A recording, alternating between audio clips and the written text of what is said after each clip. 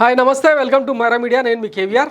థియేటర్లోకి Thandel movie release అయింది. ఇక ఆ లవ్ స్టోరీ ఆ పాకిస్తాన్ నుంచి ఆంధ్ర మత్స్యకారులను, ముఖ్యంగా ఉత్తరాంధ్రకు చెందిన మత్స్యకారులను రప్పించే ఎపిసోడ్ను ఒక అందమైన సినిమాగా రూపుదిద్ది ఇక దాని మీద పైసలు ఎట్లా ఏరుకుంటున్నారో తెలిసిందే కదా. బన్నీవాసు నిర్మాత, అల్లు అరవింద్ ఇంకొక కో పార్ట్నరు.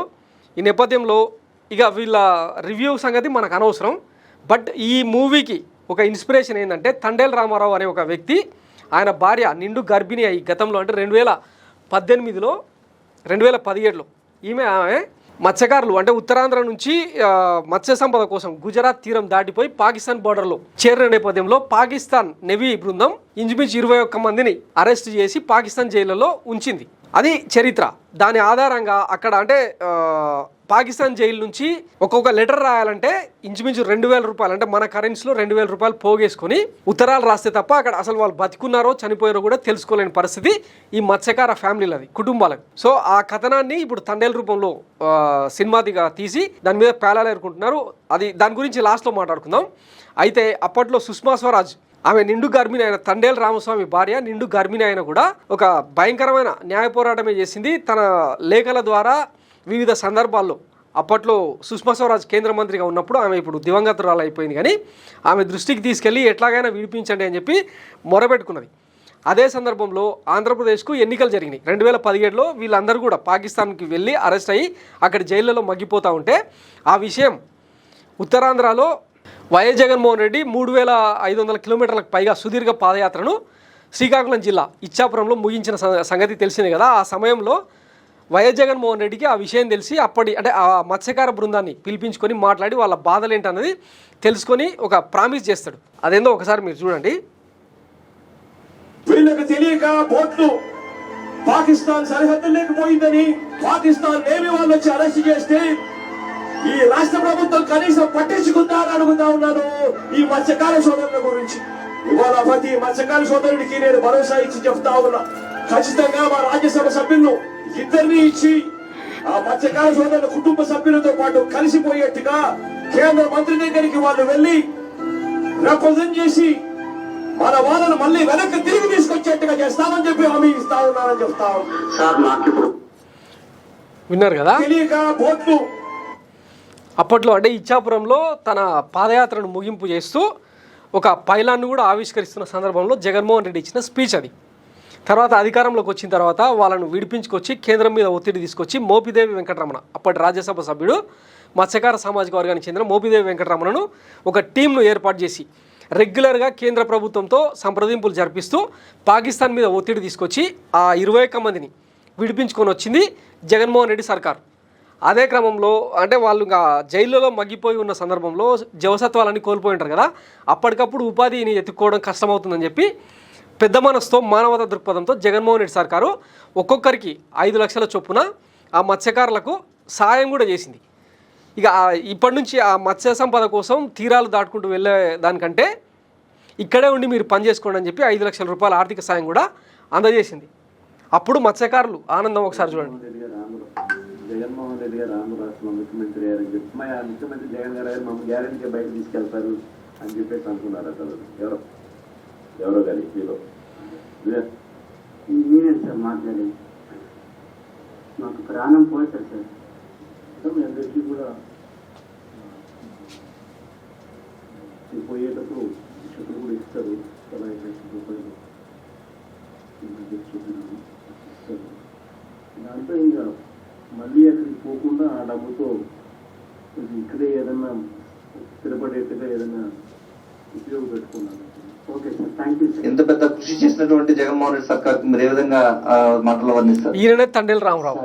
మాకు ప్రాణం పోసారు అంటే మాకు చనిపోయిన వాళ్ళు ప్రాణం పోసి మాకు బ్రతికించినట్టు సార్, పునర్జన్మ ఇచ్చారు. జీవితంలో మరపురాని విషయం సార్ ఇది. ఎందుకంటే కొందరు అంటే ఈ ఎలక్షన్ ముందు చెప్తారు మాయ మాటలు, కానీ ఈయన గెలవక ముందే అంటే 22 మంది అదే ఆంధ్రప్రదేశ్ నుంచి గుజరాత్ వేటకు వెళ్ళి పాకిస్తాన్ పోస్ట్ కార్డు చిక్కిపోయాం. అంటే మా 22 మంది కుటుంబం రోడ్డు పెడితే మన జగన్ గారు శ్రీకాకుళం వస్తే మా అంటే ఫ్యామిలీ తరపున అందరూ 22 మంది ఫ్యామిలీ వెళ్ళి తల్లి పిల్ల చెల్లి భార్య అందరు వెళ్ళి ఏడుచుకుని మాట్లాడితే, అమ్మా నేనున్నాను, నేను గెలిచిన తర్వాత విడిపించే బాధ్యత నాది తీసుకు ఆ మాట ప్రకారంగా తీసుకొచ్చారు. కానీ మళ్ళీ ఇంకొక విషయం, దొరికిన ప్రతి మనిషికి 5 లక్షలని మరీ సంతోషం. చాలా అన్ని మాట నిలబెట్టిన విన్నారు కదా. ఇంకా ఇది చరిత్ర. ఒకసారి అంటే ఒక వ్యక్తి అంటే ప్రతిపక్ష నేతగా ఉన్నప్పుడు ఎన్నైనా సోది కబుర్లు చెప్పొచ్చు, నరంలేని నాలుకే కదా, ఎన్ని మాటలైనా వేయచ్చు, ఎన్ని హామీలైనా వేయచ్చు. అది సూపర్ 6 హామీలు కావచ్చు, సూపర్ 7కి ఇప్పుడు చూస్తూనే ఉన్నాం కదా, ఆ జోలు ఎందుకు. కానీ చెప్పిండు, తీసుకొని వచ్చిండు. కొంత లేట్ అయ్యిండు వచ్చేమో కానీ ఆ సంప్రదింపులు. ఎందుకంటే పాకిస్తాన్ అనేది భారత్కు దాయాది దేశం, శత్రు దేశం. ప్రతి ఏడాదిలో 2 సార్లు మాత్రమే, జనవరి 1వ తారీఖున, జూన్ 1వ తారీఖున మాత్రమే పాకిస్తాన్లో మగ్గిపోతున్న భారత ఖైదీల లిస్టును విడుదల చేస్తారు. అప్పుడు మాత్రమే భారత్కి ఇంతమంది ఉన్నారని చెప్పి ఒక అసెస్మెంట్ అనేది వస్తుందన్నమాట, ఒక లెక్క తెలుస్తుంది. అట్లాంటిది 2017 నుంచి 19 వరకు బాబు గారు సర్కారు ఉన్న సంగతి తెలుసు.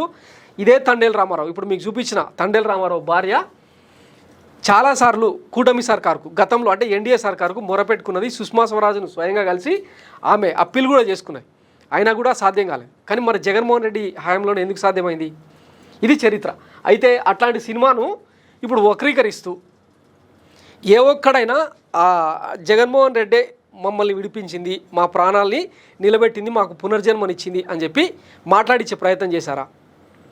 మాట్లాడించకపోగా వాళ్ళ నోరు నొక్కుతూ, గొంతు నొక్కుతూ, ఎవరైనా జగన్మోహన్ రెడ్డి పేరు తీస్తే మీకు జరిగే లబ్ధి ఉండదు, ఇక పైగా ఎట్లాగూ కేసులు ఉన్నాయి కదా, ఇంకా వేరే రకరకాల నిర్బంధాలకు గురవుతారని చెప్పి భయపెట్టి వాళ్ళని అసలు కెమెరాల ముందుకు రానివ్వకుండా కుట్ర చేసిందంట ఈ కూటమి సర్కార్.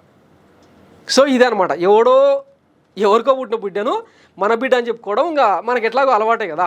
దావోస్ పెట్టుబడుల నుంచి మొదలు పెట్టుకుంటే ఇక ఎన్నెన్నో పిన్నాపురం అదేంది మెగా పవర్ ప్లాంట్ వరకు అన్నీ మన హయాంలోనే, ఈ 8 నెలల్లోనే అద్భుతాలు జరిగినాయని డప్పేసుకుంటాం అనమాట. తండేల్ కంటి ముందు ఉన్న చరిత్రను వక్రీకరించడమే ఈ సినిమా ప్రధాన ఉపదేశంలా ఉంది. నిజాన్ని చూపులేనప్పుడు నిజ జీవిత కథలు తీయడం ఎందుకు? బన్నీ గారు 2018లో వాళ్ళు పాకిస్తాన్లో చిక్కుకుంది వాస్తవం కదా, అప్పటి ప్రభుత్వం పట్టించుకోకపోవడం వాస్తవం కదా. పాదయాత్రలో వైఎస్ జగన్మోహన్ రెడ్డి వాళ్ళకు మన ప్రభుత్వం రాగానే వాళ్ళని తీసుకొని వస్తా అని మాట ఇవ్వడం వాస్తవం కదా. 2019లో ప్రభుత్వంలోకి రాగానే సెంట్రల్ గవర్నమెంట్ మీద ఒత్తిడి తీసుకొని వచ్చి వాళ్ళను బయటకు వచ్చి మాట నిలబెట్టుకోవడం వాస్తవం కదా. వాళ్ళకి 5 లక్షలు ఆర్థిక సాయం చేసి ఇక్కడే ఏమైనా చేసుకుని బ్రతకండి అని భరోసా ఇవ్వడం వాస్తవం కదా. ఆంధ్రాలో స్టోరేజ్ యూనిట్స్ లేక గుజరాత్ వెళ్ళి మన మత్స్యకారులు ఇబ్బంది పడుతున్నారని 10 పోర్ట్సు, 4 పోర్ట్సు, 10 ఫిషింగ్ హార్బర్సు ఎవరి కోసం కట్టింది? మత్స్యకారుల కోసమే కదా. ఇవేవీ లేకుండా తండేల్ ఎలా నిజ జీవిత కథ అయిందన్నది కనీసం జగన్కి థ్యాంక్స్ కార్డు కూడా వేసే మనసు కూడా లేదు ఈ సినిమా వాళ్ళకి.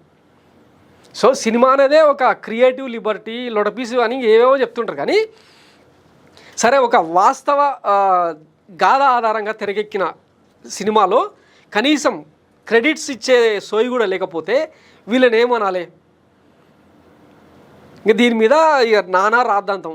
దీనికి కారణం ఏంటంటే మొన్న పుష్ప సినిమాలో సందే థియేటర్ ఎపిసోడ్లో రేవతి అనే ఒక మహిళ చనిపోవడం, ఫ్యాన్ వార్ ఎప్పుడూ లేనంత పెద్ద ఎత్తున రగులుకోవడంతో ఇక ఆ చర్యలు ఏమైనా చేపడితే సినిమా మీద ఎఫెక్ట్ పడుతుంది, కలెక్షన్ల మీద ఎఫెక్ట్ పడుతుంది, నిర్మాతలు ఆరిపోతారు అని చెప్పి ఏదో కథను అలుకొస్తూ ఉన్నారు. ఇప్పుడు ఒక బయోగ్రఫీని తెరకెక్కిస్తున్నప్పుడు కొన్ని వాస్తవాలనైనా చూపించాలన్నది మినిమం కామన్ సెన్స్. అది లేకుండా ఎట్లా తీస్తారనేది ఇంకా ఈ సినిమా వాళ్ళకే వదిలేద్దాం అనమాట. ఎందుకంటే మన సినిమా స్టారే ఒక ఆయన కీలకమైన పదవిలో ఉన్న నేపథ్యంలో ఇంకా వాళ్ళని దాటుకొని, అంత పెద్ద పర్సనాలిటీని దాటుకొని ఇక నిజాలను చూపిస్తారని అనుకోవడం మూర్ఖత్వం అవుతుంది అనమాట. సో ఎన్ని చెప్పుకున్నా కూడా చరిత్రను అయితే మార్చలేరుగా. ఆ మత్స్యకారుల మనసుల్లో దేవుడిలా కొలువైన జగన్మోహన్ రెడ్డిని మాత్రం తీసేయలేరుగా. సో ఇది ఫ్యాక్ట్ అన్నట్టు. Thanks for watching my media. నేను మీ కేవీఆర్. Thank you.